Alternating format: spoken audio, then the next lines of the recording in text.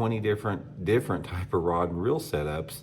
And I mean, who can afford that unless you're just independently wealthy? So I try to narrow it down to 3 or 4 of the main type of rods and reel setups that you need.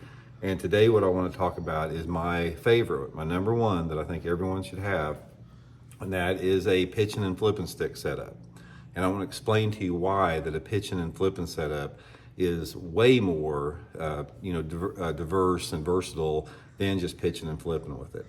First of all, let's talk about the one that I use here, guys. I will link this in my Tackle Warehouse link if you guys would like to get a really good setup. This is the Megabass Levante Alclys pitching and flipping stick. It's a 7-foot 10-inch rod.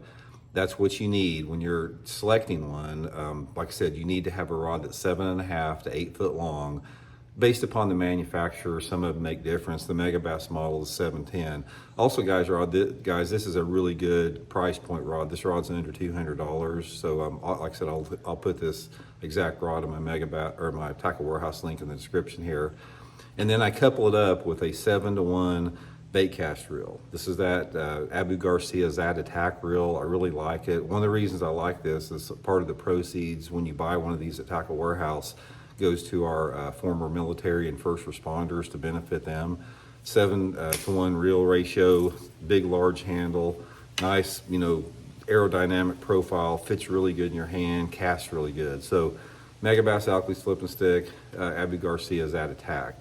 Although I do use a lot of reels, I just really like to support all of our responders and military with this reel. Okay, let's talk a little bit about why you want this specific action here. Okay, and we'll go over the techniques with it. When you're talking about pitching and flipping, one of the things that I see a lot of people that are just getting into the sport do is they try to get by with like a 7-foot rod for pitching and flipping.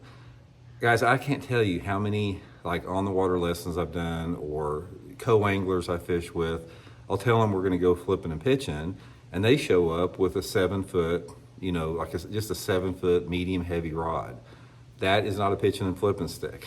You've got to have that extra 8 inches or so. That's why I prefer the 7-foot 10-inch model on there, because when you have a 7-foot 10-inch model versus a 7-foot or 7-foot 2-inch model, the 7-foot 10-inch model, it gives you a lot more control and power. It gives you more control on your pitch and your presentation.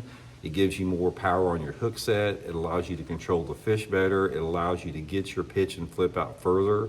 So don't try to skimp. If you're going to get a pitching and flipping outfit, do not skimp and try to get a 7-foot or 7-foot 2-inch rod that's going to, serve as